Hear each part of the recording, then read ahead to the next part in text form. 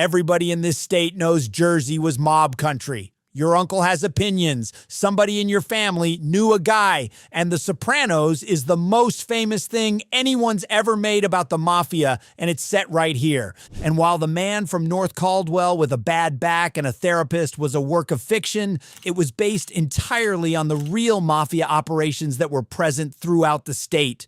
There was an entire crime family running out of a plumbing supply counter in Kenilworth, a heroin headquarters operating out of a pizzeria chain in Cherry Hill, and a garbage racket that quietly taxed every restaurant in North Jersey for 50 years. Today, we're going to 10 real places in Jersey that the Mafia used to run, and you've probably driven past 4 of them in the past week. Kenilworth, Union County, about 2 square miles and a golf course. For most of the 1960s, it was the headquarters of an entire American crime family. Simone Rizzo Decavalcante ran the Decavalcante family, the one that would eventually get an HBO show made about them without permission or payment out of a plumbing and heating supply business right here. That's where his nickname came from, Sam the Plumber. The man sold pipe fittings as a front for his dirty money, because who is investigating a plumbing supply store in Kenilworth? He hated that nickname, by the way. He preferred the Count because he claimed to be the son of an Italian nobleman. That's what every guy at the end of the bar in Union County likes to claim, except this one could actually have you killed. From 1961 to 1965, the FBI bugged that office and pulled roughly 2,300 pages of transcript out of it. Released in 1969, it was the first time anybody outside the life heard these guys talk, and it proved the commission was real, a nationwide board of directors the FBI had spent 30 years insisting didn't exist, and they couldn't use a single word of it in trial because the bug went in without a court order. The government cracked the American Mafia by listening to a man discuss heating oil, then had to publish it like a magazine article. Next, Newark's first ward, the kingdom that got erased. Newark's first ward was Little Italy before anyone in Newark used the phrase. 30,000 people in under a square mile, 11,000 of them kids, St. Lucy's Church at the center of it since 1891. Famous singer Frankie Valli came out of there. But the man who ran it was Ruggiero Richie the Boot Boiardo, a Genovese capo who started as a bootlegger and became the closest thing Newark had to a shadow government. He owned a place called Vittorio Castle where you could end up eating 20 feet from Joe DiMaggio, and if you wanted something built in that city, you talked to the boot first or you didn't build. Boiardo's reign over the First Ward didn't end with an indictment or a hit. In 1953, the city decided the First Ward was a slum and bulldozed it, erasing 80 years of neighborhood and displacing thousands of residents for a path for Interstate 280. Everybody spent decades worrying about what the mob would do to that neighborhood, and the thing that killed it was a housing authority with a new planning map. Boiardo outlived the whole neighborhood he ran and finally died in 1984 at 93. Now, on to the Meadowlands, home of the garbage empire. If you want to understand how the mob actually made money here, forget the guns and look at the trash. For decades, private garbage hauling in North Jersey ran on what investigators called the property rights system, and it's the most lucrative New Jersey mob racket ever devised. A garbage hauler didn't compete for your business, he owned your stop, and the route was treated like real estate. Try to switch companies to save money, and the new hauler politely explains that your building belongs to somebody else, and he'd love to help, but he really can't. AKA, the mob would make people disappear if their garbage routes were messed with. So prices went wherever they felt like going because there was no such thing as a second quote. A private tax on every restaurant and shop in the region collected weekly by truck. It all went into the Meadowlands, where haulers took loads legal landfills wouldn't touch, which is a polite way of saying mystery chemicals went into a marsh, and the water turned colors water shouldn't turn. The famous piece is the old PJP landfill in Jersey City under the Pulaski Skyway, known as Brother Moscato's dump after the Genovese soldier who ran it. The EPA shut it down as toxic, and most of it is a park now. In 2021, the FBI dug it up looking for Jimmy Hoffa, but found nothing. Speaking of Hoffa, there's also the famous story that he was buried under the end zone at the old Giants Stadium, but federal investigators and Hoffa's own family dismissed it,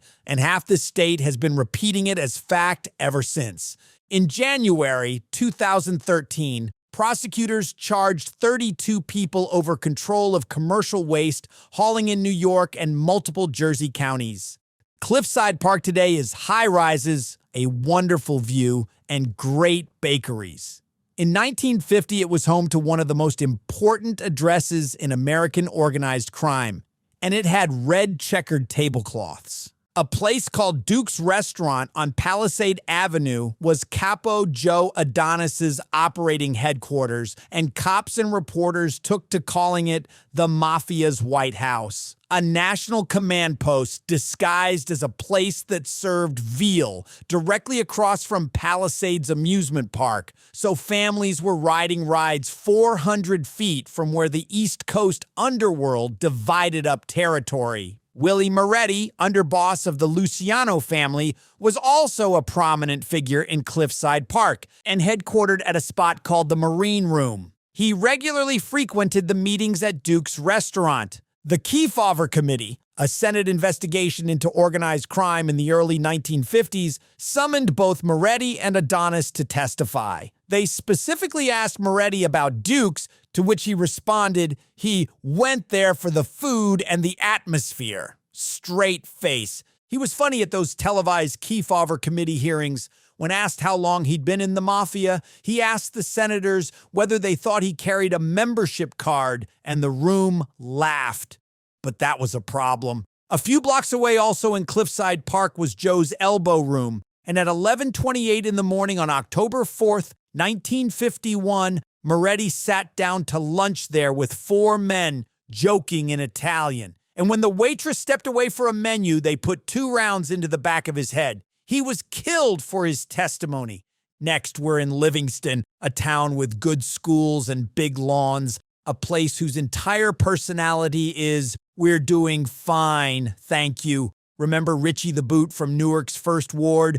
Tucked off behind iron gates was a compound he bought in 1939 and lived in until he died, built from stone imported from Italy. Life magazine ran a spread on it in the 60s and described the style as Transylvanian traditional, which is a hell of a thing to have printed about your house. The long driveway was lined with painted ceramic busts of his own family members on pillars, leading up to a life-sized statue of Richie himself in riding clothes on a white horse. A man commissioned a statue of himself on horseback and installed it at his house where he could see it from the window. He kept a vegetable garden out back and called it the Godfather Garden. And there have been rumors for 70 years about an incinerator on that property that was used to dispose of bodies. The grounds are a housing development now, but the family name is still on the gates. When David Chase wrote about a Jersey mob boss living in a fortress at the end of a long suburban driveway, he wasn't inventing much. Now let's talk about the port. Basically, everything shipped to the East Coast comes through the port of New York and New Jersey, and most of it physically touches ground on the Jersey side of the water. And for generations, moving anything through it required an understanding. On the waterfront, the Brando movie, the I Could Have Been a Contender one, was shot in Hoboken, and the corruption in it wasn't invented for the screen. The mob presence at the ports was real enough that in 1953, New York and New Jersey created a 2-state waterfront commission just to police the docks, which is what governments do when a problem is too big to keep pretending about. The Genovese family held the Jersey waterfront for decades, and the federal government brought its first RICO case against the Longshoremen's Union in 2005. Then there's Teamsters Local 560 in Union City, Tony Pro Provenzano's labor union, 13,000 members, and one of the wealthiest in the country. He sat in front of a Senate racketeering committee with Robert Kennedy as counsel and took the fifth 44 times. In 1961, the local secretary-treasurer who'd been pushing back on him went upstate and was never seen again. The actual business model at the ports was tolls. Own the choke point, charge everybody who has to pass through it, and let them price it into your groceries. Elizabeth was the Decavalcante family's home ground, and the family traces back to Ribera, Sicily, closely enough that there's a Ribera social club in town. And it is exactly what it sounds like. They're the sixth family. Smaller than the New York outfits, patronized by them, mocked as the Jersey cousins, but they outlasted half the guys doing the mocking. In 1989, Sam the plumber and his underboss went on trial for using a laborer's local to squeeze the construction industry, which is the whole racket in one sentence. They didn't steal from the building, they charged you to be allowed to finish it. Then it came apart. Vincent Vinny Ocean Palermo, running the family day-to-day, flipped in 1999. An acting boss became a government witness, and by 2005, close to 50 members and associates were locked up. And while that was collapsing, HBO was airing a show about a Jersey crime family modeled on them. There's a famous 1999 wiretap of Decavalcante guys in a car trying to work out whether The Sopranos was supposed to be them. It was. The most culturally significant thing this family ever produced was a show they weren't in and never got paid for. Route 17 in Lodi. Traffic, a diner, and a low white building with a sign half of America would recognize instantly because it's the Bada Bing from The Sopranos. Satin Dolls is a real go-go bar HBO used as Tony Soprano's office, and this is where fiction and reality get uncomfortably close. In 2017, the New Jersey Attorney General's office moved to strip the liquor licenses from Satin Dolls and a second club after a 6-year investigation, alleging that Anthony Cardinal, a Genovese associate criminally disqualified from having anything to do with running the place, was still running the place, and that the owners couldn't account for large amounts of cash. The club went dark in early 2018 and reopened months later under a new license holder.